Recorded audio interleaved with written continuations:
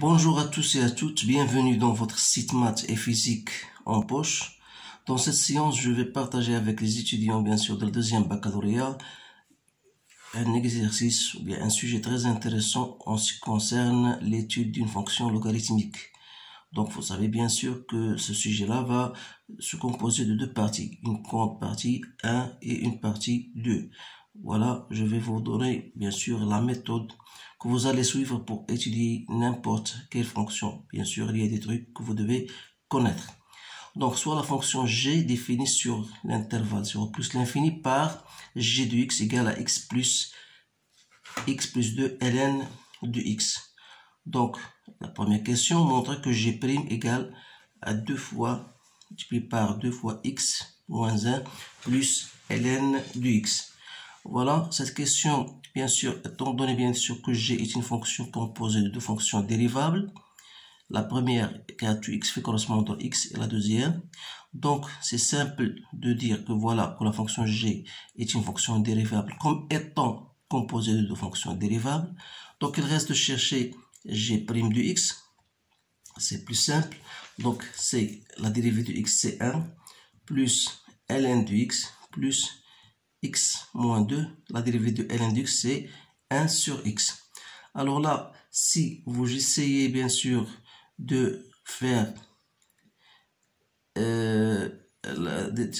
mettre au même dénominateur, ça vous donne x plus x ln de x plus x moins 2 sur x. C'est-à-dire, c'est 2 fois x plus x, ça fait 2x, donc c'est 2 fois x moins 1 plus x ln de x sur x. Donc c'est bien 2 fois x moins 1 sur x plus ln de x.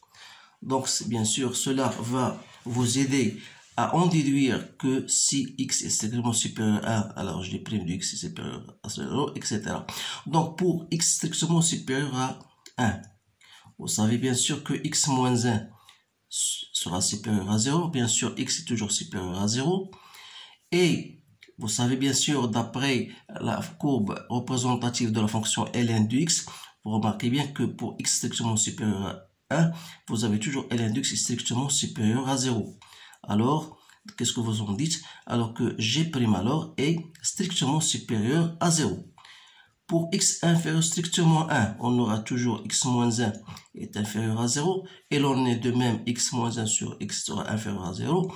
Et la fonction ln de x est strictement inférieure à 0 pour x inférieur à 1. Alors cela veut dire que g' de x est inférieur à 0.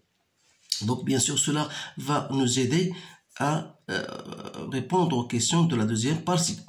Maintenant, étudiez les variations de g de x. Donc, il suffit de dresser votre tableau de variation. Sachant que voilà la fonction, vous avez g' de x et voilà g de x. Votre domaine de définition de la fonction g est bien défini.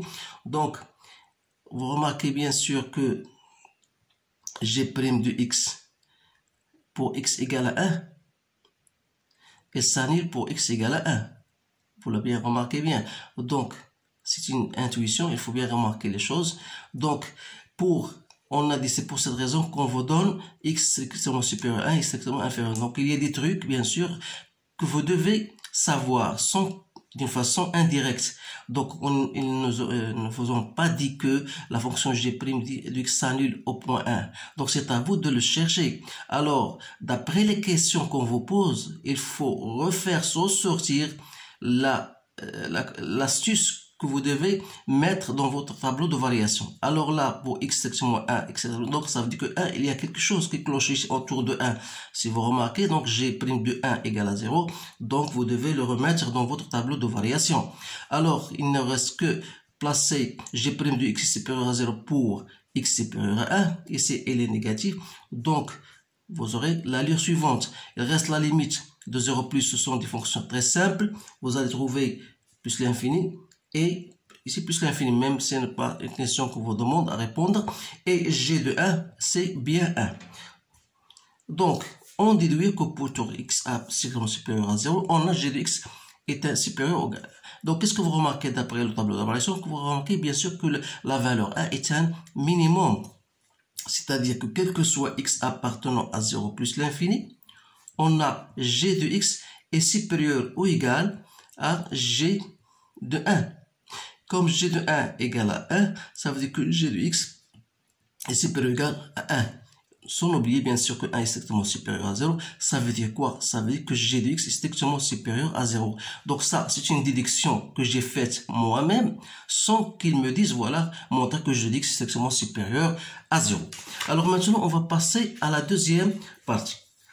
On vous donne une fonction f de x, comme vous le voyez, il est devant vous. Donc essayez de répondre aux questions, bien sûr, tout seul. Donc vérifiez que f' de x est égal à g de x sur x. Alors là, toujours, il faut mentionner que la fonction f de x est une fonction dérivable puisqu'elle est composée de fonctions dérivables. Donc, et alors là, dans ce cas-là, f' du x égale à ln du x plus 1 moins 2 ln de x sur x. Vous allez mettre au même dénominateur, ça va vous donner moins 2 ln dx plus x ln du x sur x, soit disant x plus x moins 2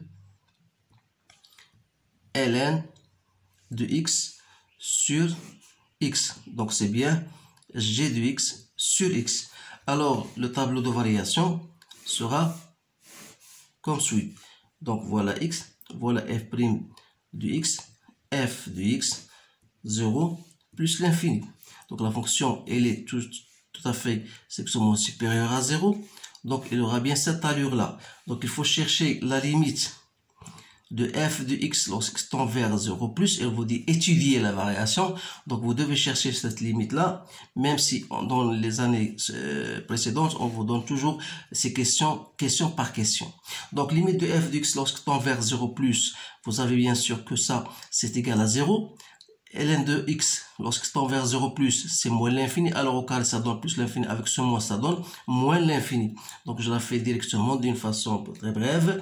Donc la limite de f de x lorsqu'il tend vers plus l'infini, donc c'est quoi? C'est la limite lorsqu'il tend vers plus l'infini de 1 plus, je mets x ln de x en facteur cette fois-ci, de 1 moins ln de x sur x. Vous savez que ça est égal à 0, donc ça c'est plus l'infini, donc ça va vous donner plus l'infini. Alors là, il faut chercher pour étudier les branches infinies, f de x sur x lorsqu'il tend vers plus l'infini sera toujours la limite lorsqu'il tend vers plus l'infini de 1 sur x plus ln de x, cette fois-ci 1 moins ln de x sur x. Donc ça va donner toujours, ça c'est plus l'infini. Ça, c'est donc ça va vous donner plus l'infini parce que 1 sur plus l'infini égale à 0. Donc, qu'est-ce qu'on va dire? On va dire que C de f admet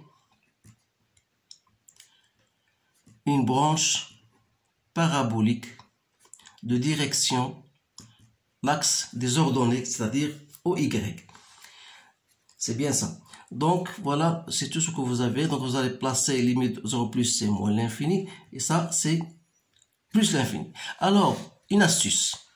Une fois vous avez votre tableau de variation devant vous, donc qu'est-ce que vous remarquez? La fonction, alors, tend de moins l'infini, c'est une fonction qui est croissante et passe de moins l'infini à plus l'infini. Ça veut dire qu'elle va sûrement couper l'axe des abscisses à un certain point alpha. Donc c'est pour cette raison-là qu'on vous demande, bien sûr, qu'on va vous demander de montrer que f de x égale à 0 admet une solution unique alpha comprise entre deux valeurs. Donc on va, bien sûr, ce sont des astuces que je vais vous montrer pour savoir même les questions qu'on doit vous poser par la suite. Donc voilà, en question B, on déduit que f admet une fonction réciproque. Donc vous avez une fonction f qui est une fonction continue sur son domaine de définition, c'est-à-dire 0 plus l'infini, et strictement croissante. Alors là, qu'est-ce que vous allez dire? Alors, f admet une fonction réciproque, j'écris en abrégé pour gagner du temps, définie sur un intervalle j qui n'est autre que f de y. Donc, d'après le tableau de variation, il suffit de d'utiliser le tableau de variation. FJ, c'est quoi? C'est moins l'infini plus l'infini. Donc, c'est-à-dire R, voilà, les limites de 0 plus l'infini. L'image, c'est moins l'infini plus l'infini. Alors maintenant, je vais passer aux questions suivantes. Soit c'est la courbe représentative de f dans le plan rapporté dans un repère orthonormé, unité de centimètre. Donc, on va dire écrire l'équation cartésienne de la tangente T à la courbe C au point d'abscisse 1. Donc, l'équation de la tangente, vous devez la prendre, c'est f' au 1 point x0. Donc, c'est pour nous, c'est 1, x moins 1 plus f de 1. Donc, vous avez bien sûr f de 1, il faut chercher f de 1. F de 1, c'est quoi? C'est d'après les valeurs, c'est bien 1. Donc, il suffit de chercher f' de 1 comme f' de x égale à g de x sur x. Donc, c'est g de 1. Et g de 1, c'est bien 1. Donc, y, c'est quoi? C'est 1 fois x moins 1 plus 1. Donc, c'est x. Donc, on dit que la tangente, c'est la droite d'équation y égale à x. Maintenant, bien sûr, en tangente, on vous dit étudier le sens de variation de la fonction définie par h de x égale à x moins 1 plus moins lx. Pourquoi on vous donne cette question-là? C'est tout simplement parce qu'on va vous poser la question qui va venir d'étudier la position de la courbe par rapport à sa tangente. Alors, vous devrez utiliser cette fonction, vous devez passer par cette fonction-là.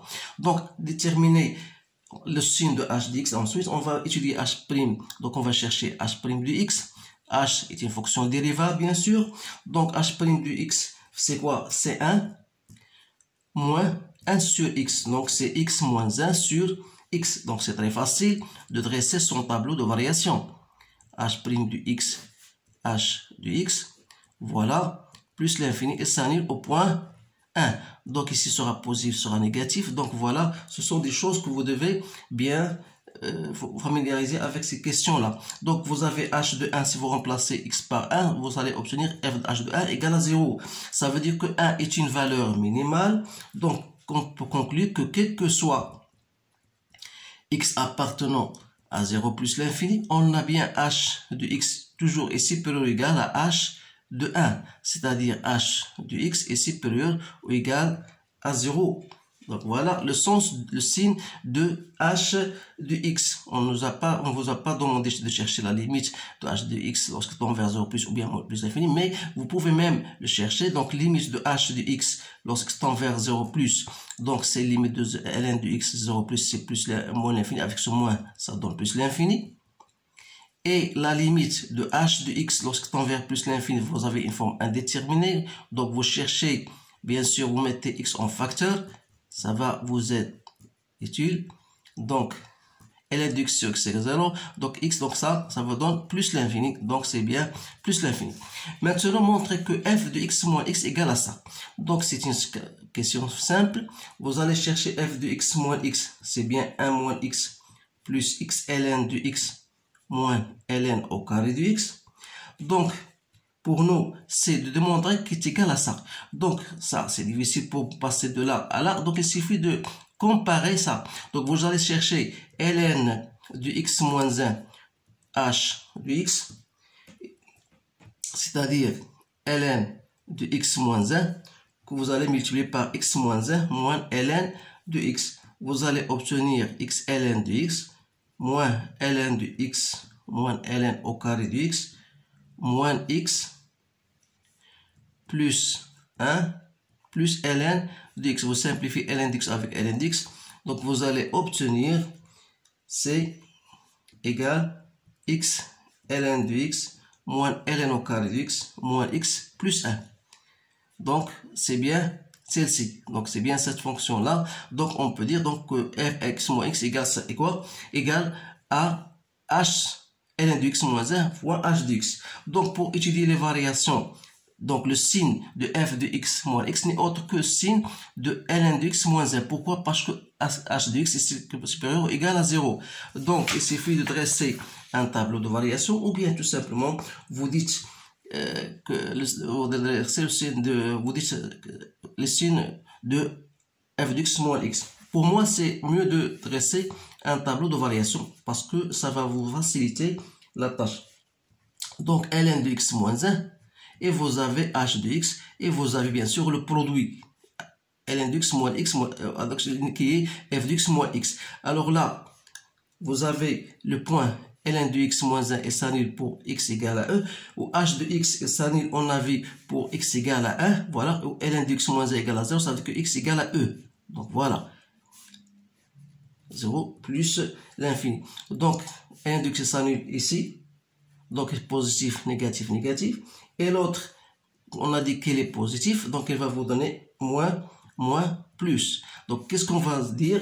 On va dire que si x appartient à 0, e, remarquez bien sûr que la fonction est négative.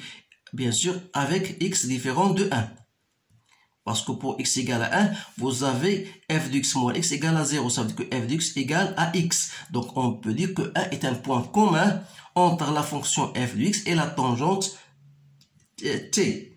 Donc, vous aurez dans ce cas-là, c de f est au-dessous de la tangente t. Si x appartient à e plus l'infini, vous aurez c de f au-dessus de la tangente t. Question D. Montrez que f de x admet une solution unique entre, voilà, entre un quart et un demi. Il suffit de mentionner que f est continu sur son domaine de définition, en particulier sur l'intervalle qu'on vous donne. Deuxième condition, vous avez la fonction est strictement croissante. Troisième condition, vous allez chercher à vous, et je vous donne l'occasion de la chercher. Donc, f de 1 quart, f de 1 demi égale inférieur à 0. Donc, assurez-vous bien sûr de cette condition-là pour ne pas perdre assez de temps. Alors là, ces trois conditions sont bien remplies. On dit que f de x égale à 0 admet une solution unique alpha, telle que f de alpha égale à 0. Maintenant, on vous dit, voilà, tracez C et C' de f moins 1. Alors là, j'ai mis, bien sûr, un repère orthonormé. La première des choses à faire, c'est de tracer la tangente. Voilà, la tangente au point x égale à 1, c'est bien celle-ci, y égale à x. Et puisque f de 1, c'est bien égal à 1, et vous avez que f de x moins x égale à 0, c'est-à-dire que f de x égale à 0 pour un point, f de x égale à 0 pour x égale à e. On a bien remarqué que f de x moins x égale à 0, ça veut dire que ln de x égale à 1, ça veut dire que x égale à e. Donc, voilà, f de e, c'est bien égal à e. Voilà. Et on a dit que pour la fonction, la position, on a dit pour x, voilà, pour x compris entre 0 et 1, c de f sera au-dessous de t. Donc, il faut bien cette chose-là. Et pour x strictement supérieur à e, on aura c de f au-dessus de t. Alors, l'allure de la fonction sera de la suivante. Je vais tracer quand même cette fonction-là. Essayons. Et bien sûr, et vous avez f de x égale à 0 pour x égale entre 1 quart et 1 demi. Donc, voilà, le cours va passer par ce point-là. Donc, je vais essayer de tracer cette fonction-là. Espérons qu'elle soit bien tracée. Donc, on a dit que pour C entre 0 et E, voilà, je vais répéter, entre 0 et E, vous avez la fonction au-dessous. Yani, ça veut dire que la fonction sera de cette manière-là.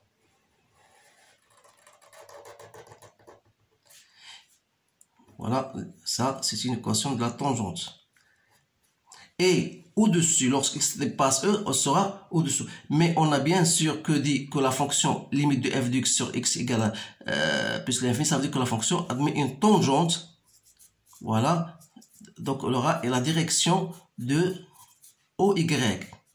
Voilà. Donc, ça, c'est C de f. Alors, pour tracer C de f moins 1, donc, qu'est-ce qu'il faut faire? Il faut faire tout simplement la symétrie de cette fonction-là par rapport à l'axe y égale à x. Donc, il sera, alors on a ici entre 1 quart et 1 demi, voilà 1 demi, voilà 1 quart. Donc, la courbe va passer par ce point-là. Donc, il aura bien sûr, voilà, je vais essayer de bien tracer cette courbe-là. Donc, il aura bien sûr cette allure-là.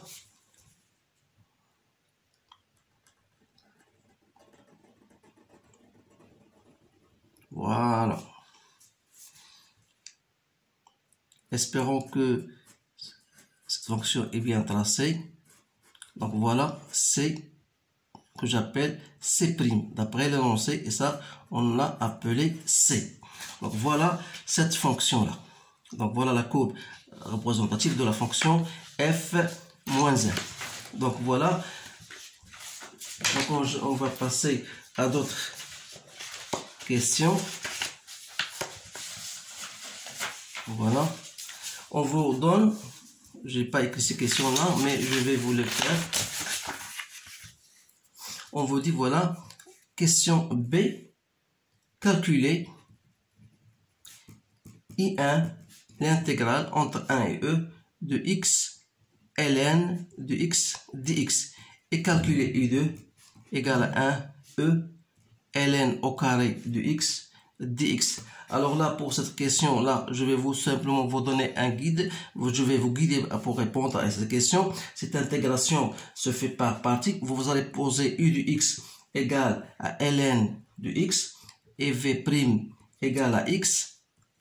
Alors là, ça veut dire que u' de x égale à 1 sur x et v de x égale x carré sur 2. Vous avez bien sûr la formule, vous appliquez la règle I1, c'est l'intégrale de u de x v de x entre 1 et e moins l'intégrale de u' de x v de x dx. Alors bien sûr vous allez retrouver I1 comme j'ai trouvé moi, c'est je trouvais e au carré sur 2 plus 1 quart. De même pour I2 vous allez faire la même chose, vous allez trouver V2 c'est e moins 2, bien sûr en posant toujours vous allez poser u de x égale à ln au carré de x. Donc u' de x sera égal à 2 ln de x sur x. Et vous allez poser v' de x égale à 1. Donc v de x égale à x. Alors, vous allez trouver I2, c'est quoi? C'est l'intégrale x ln au carré de x entre 1 et e, moins 2 fois l'intégrale de ln de x dx. Alors, soit que vous faites ça par partie, ou bien que vous remarquez bien sûr que l'intégrale de ln de x dx n'est autre que x ln de x moins x entre 1 et e. Et alors là, dans ce cas, vous allez trouver ce résultat-là. Donc, notre but, c'est quoi? C'est, on va vous dire, déterminer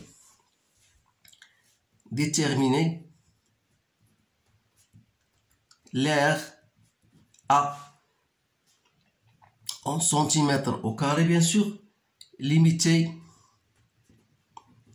par les deux courbes C et C'. Alors là, si on passe à la courbe, donc cette aire là n'est autre que, bien sûr, voilà, c'est bien cette aire là. Alors là, comment je vais calculer cette aire là? Là, je vous donne l'astuce, parce que vous savez que C', c'est quoi? C'est la symétrie de C par rapport à l'axe, bien sûr, de y égale à x. Donc, cette aire-là n'est autre que l'intégrale de x, ça c'est x, moins f de x, deux fois. C'est-à-dire, voilà, je vais écrire ça. Donc, l'aire que vous cherchez n'est autre que l'intégrale entre 1 et e de 2 fois x moins f de x dx.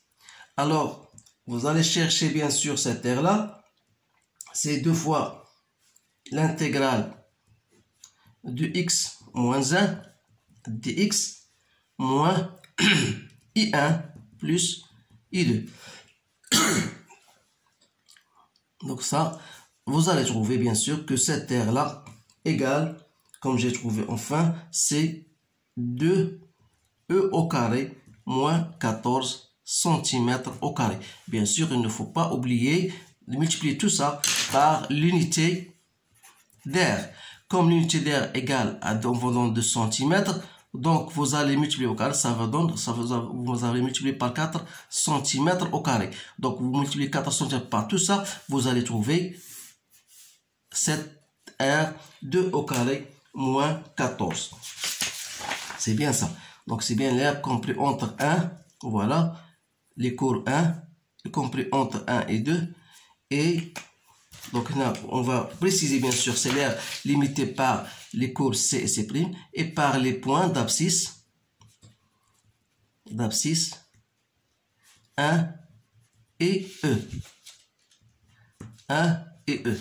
Voilà la réponse à cette question. Donc je trouve que c'est un problème assez complet. Donc je vous conseille de bien répéter cet exercice-là. Et s'il y a des remarques, n'hésitez pas à me les mentionner dans vos commentaires. Donc je vous souhaite une bonne chance et je vous verrai prochainement pour d'autres fonctions assez difficiles. Donc je vous dis à bientôt.